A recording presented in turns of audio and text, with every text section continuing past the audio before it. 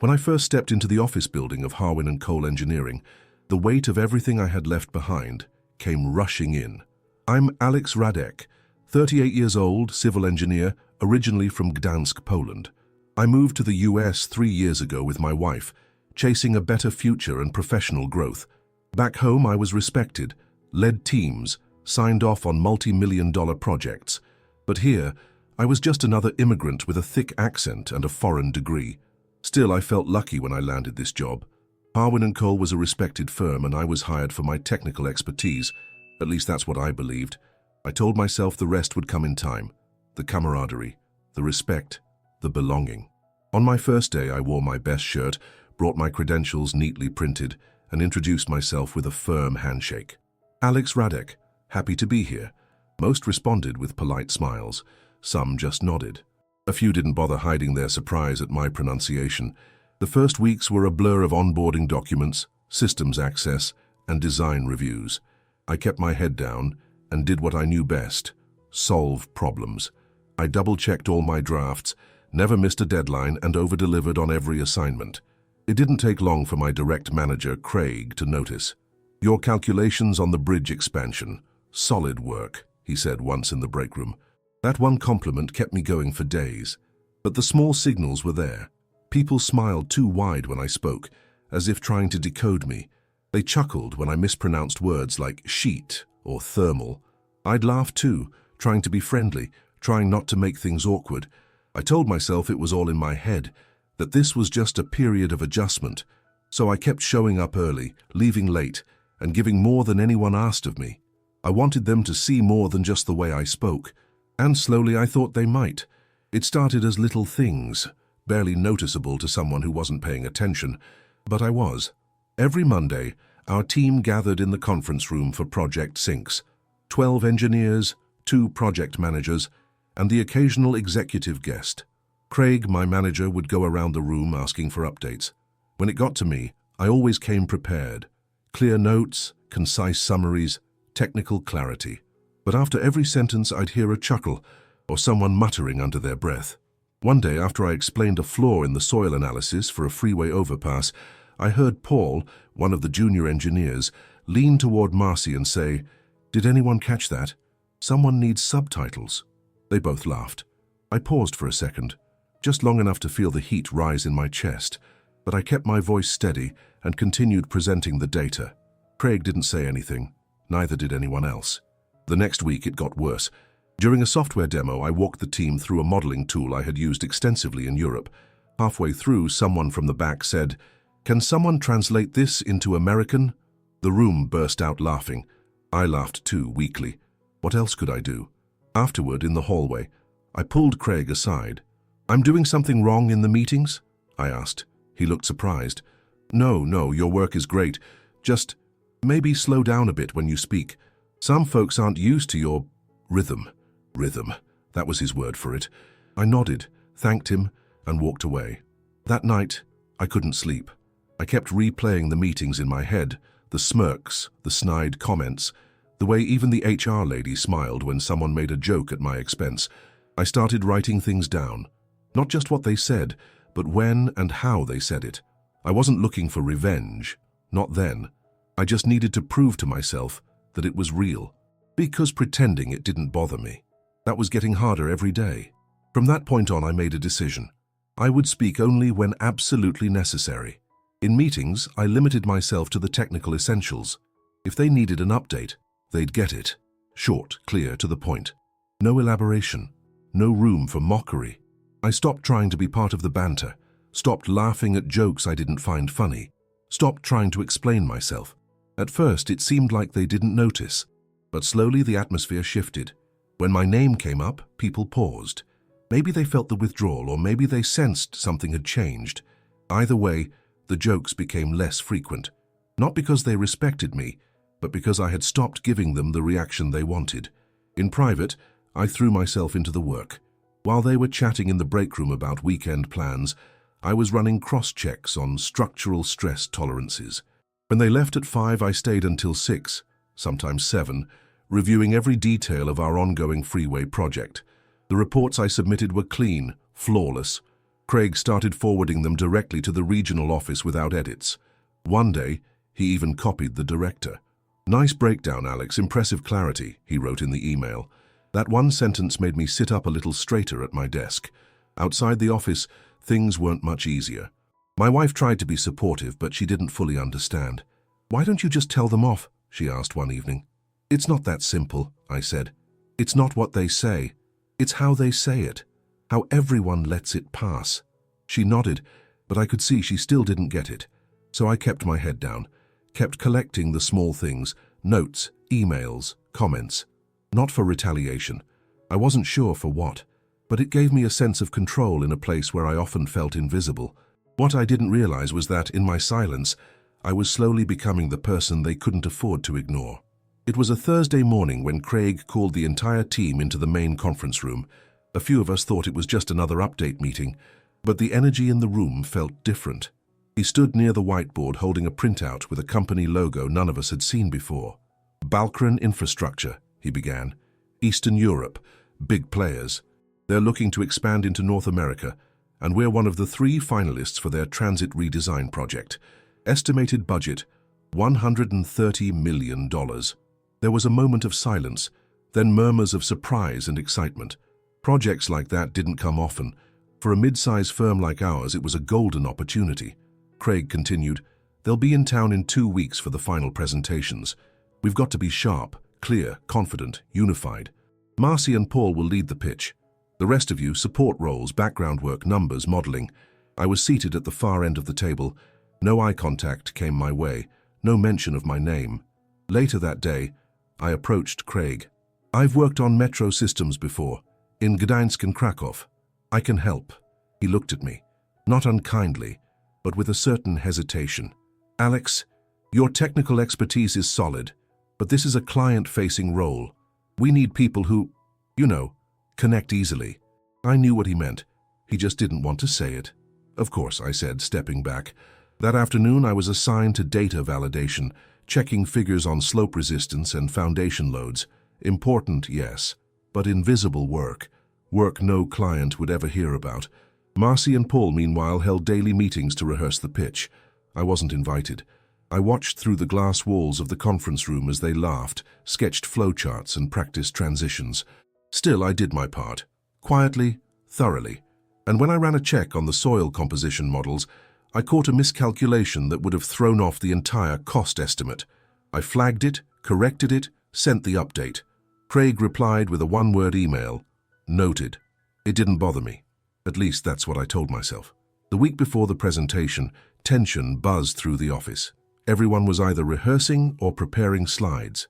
I stayed in my corner, double-checking the models, optimizing load distribution charts, tightening up graphs. Nothing glamorous, but all essential. One afternoon, as I walked past the conference room, I heard laughter. Marcy, Paul, and a couple others were running through their pitch. Paul had just finished the intro section. "Now imagine if Alex did the opening," he joked, exaggerating an accent that vaguely resembled mine. "Hello, dear client. We build bridge so strong, maybe too strong." Laughter erupted. I froze just outside the door. No one stopped him, not Craig, not Marcy. They just laughed. I turned and walked away before they could see me. That night, I couldn't eat. I sat in the kitchen staring at my plate while my wife folded laundry nearby. She noticed the silence. "Was it a bad day?" I nodded slowly. "I think I finally understand. It's not just about how I talk. It's about who they think I am." She put the laundry down and sat next to me. "So, what will you do?" I looked at her, and for the first time in weeks I felt something shift. I'll wait, and when the time is right, I'll let my work speak. The next morning I opened the client brief again, reading every detail like it held a secret. I stopped at the name of their international director, Dmitry Kovalchuk, a name I hadn't seen in years. Something about it tugged at a memory. I ran a quick search. Background in civil planning, born in Lviv, Ukraine, grew up near the Polish border, spoke fluent Polish. A quiet smile formed on my face. I didn't say anything to anyone, not to Craig, not to my wife. I just kept preparing the technical files. And in a separate document, I started writing an introduction. One that no one had asked me for. One that I might never be allowed to read. But it was mine, and this time it would be in my voice. Exactly the way I spoke. Over the weekend, I couldn't stop thinking about the name, Dmitry Kowalchuk. It had echoed in my mind like a bell rung too close to the ear. I opened old notebooks, scrolled through my university contacts, even emailed a former colleague back in Krakow. By Monday morning, I had confirmation. Dmitry and I had crossed paths nearly 15 years ago during a transportation summit in Warsaw. We had shared a drink, discussed Eastern European rail systems, and exchanged a few polite words in Polish. I remembered his calm demeanor, his precise choice of words, and most of all his deep respect for technical detail. Suddenly the humiliation of the last weeks felt smaller, not gone, but manageable. I wasn't sure if he'd remember me, but the connection existed, and that was enough.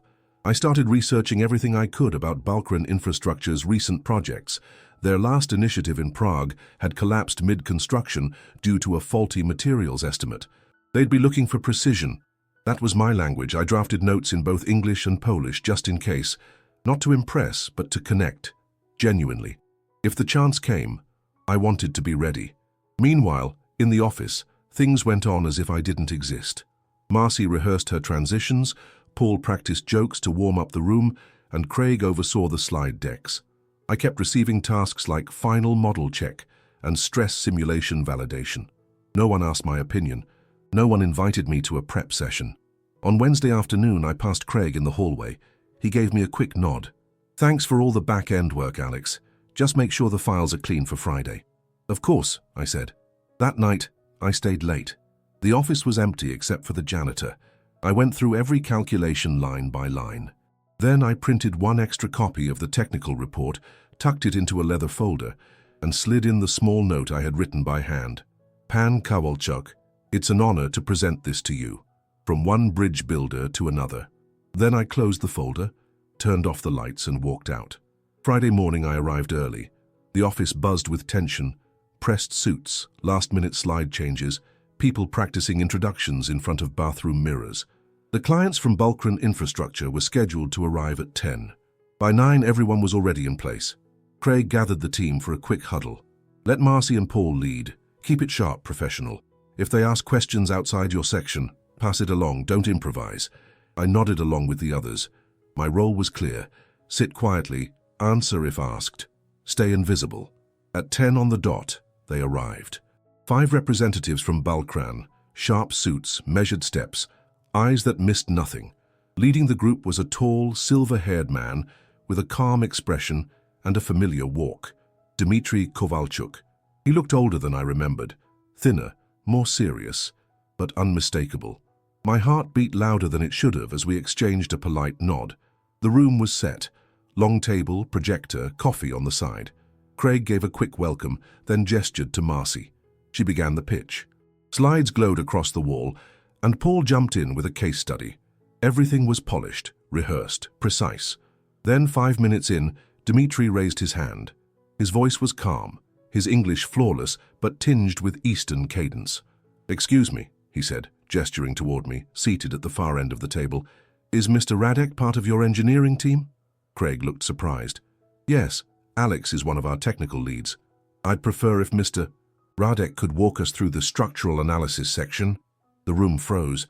Marcy looked confused. Paul opened his mouth but didn't speak. Craig hesitated, then turned to me. "Alex, would you—" I stood slowly. "Of course." I walked to the front, opened my folder and greeted Dmitry in Polish. "Dzień dobry, panie Kowalczuk. Miło znów pana widzieć." His face lit up with a small, knowing smile. He responded in kind, then nodded for me to continue. I switched back to English and began presenting the stress tolerances, material load assumptions and fail-safes I had modeled. My voice didn't shake. My accent didn't matter. Every eye was on me. No one laughed. The room remained still as I walked through the analysis, slide by slide, metric by metric. I explained the load-bearing redundancies, detailed the environmental factors we had accounted for, and broke down the long-term maintenance cost projections. No one interrupted. Not once. When I reached the end of my section, Dmitry leaned forward slightly, folding his hands. "Very thorough," he said. "You anticipated the concerns we raised in Prague. That's rare." I nodded respectfully. "We reviewed your last project closely. I made sure to adapt our models based on those outcomes. Paul, who had been fidgeting in his chair, tried to chime in with a joke about learning from Europe's mistakes, but Dmitri didn't even glance at him. Instead, he turned to one of his team members and said something in Ukrainian. They both nodded. Craig cleared his throat and attempted to bring the presentation back to Marcy, but Dmitri gently raised his hand again. "Before we proceed," he said, "could Mr. Radek walk us through the long-term scalability plan as well? I'd like to hear it in his words." And just like that, I was leading the room. For the next 20 minutes, I answered every question. I didn't raise my voice. I didn't change my tone. I just explained things the way I always had, with clarity and calm. The difference was that now they were listening. When it ended, Dmitri stood and walked toward me. He extended his hand. "Thank you, Alex. I hope we'll be working together soon." I shook it, smiling. "Likewise, sir." They left shortly after. As the door closed behind them, no one in the room spoke. Craig looked stunned.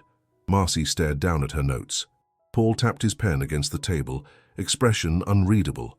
No one congratulated me, no one said thank you, but I didn't need them to. I walked back to my desk, opened my computer, and started logging project notes, as if nothing had changed, but everything had. The following Monday, an email landed in Craig's inbox from Balkran's procurement office. The subject line was simple: confirmation of partnership, Harwin and Cole Engineering. We had won the contract. Craig called for an all-hands meeting that afternoon. He stood in front of the team holding the printed letter. His usual confidence dimmed slightly. "Well done, everyone. Our proposal was accepted. We're moving forward with the Balkran project." There was polite applause, a few cheers. No one mentioned my name. After the meeting, as people trickled out, Craig asked me to stay behind. He closed the door. "I didn't expect that turn on Friday," he said, arms crossed, "but you handled it. Professionally." I nodded once. "Thank you." He hesitated. "You'll be our technical lead on the project. Balkran requested it." It was the first time I saw him look unsure around me. For the next few weeks, the energy in the office changed, but subtly. No apologies, no direct acknowledgements. But now when I spoke, people listened. No more interruptions, no more jokes. Paul stopped looking me in the eye. Marcy, once always the loudest in meetings, grew quieter when I entered the room. I didn't gloat, I didn't bring it up. I just did what I'd always done, my job. But the silence around me was different now. Not one of dismissal, but of respect, maybe even discomfort, as if they suddenly realized they had misjudged the quiet man with the accent. One afternoon, while working late, I found a sticky note on my desk. Just 5 words, written in small, unsure handwriting. "You deserved that moment. M." I didn't need to ask who had left it. I folded it neatly and placed it in the back of my notebook. Recognition had come, not as applause, but as a pause, as the absence of mockery, the end of laughter at my expense. And that silence meant more than any praise could have. 6 months later, I was called into a meeting with the executive board. Craig was there, along with the regional director. I sat down, calm, collected. "Alex," the director began, "we want you to oversee our new urban transit division. You'll lead a small team, multinational, client-facing, starting immediately." I accepted without hesitation. It wasn't just a promotion, it was a statement. The office dynamic had shifted permanently. People still made jokes, sure, but not at my expense. I became the one others asked for input when things got complicated. New hires were told to shadow me. Craig, now more measured in how he spoke to me, often deferred to my judgment in meetings. I didn't raise my voice. I never reminded anyone of what happened in that conference room. I didn't have to. My accent never changed. Why would it? It carried the weight of where I came from, and now, the proof of what I'd earned. One afternoon, I passed Paul in the hallway. He gave me a tight smile and muttered, "Good work on that load-bearing revision." I thanked him. That was enough. At home, my wife started noticing too. "You seem lighter," she said over dinner one night. I thought about it, then nodded. "I'm just being heard now," I said. A few weeks later, we received a holiday card from Balkran. Dmitri had signed it personally, to Alex, whose clarity needs no translation. I kept the card on my desk, not to show off, but as a quiet reminder. Respect wasn't something I demanded. It came when I stopped asking for it and started proving it through precision, calm, and silence. Because sometimes the loudest thing in a room isn't a voice. It's what's left unsaid when everyone else finally stops talking,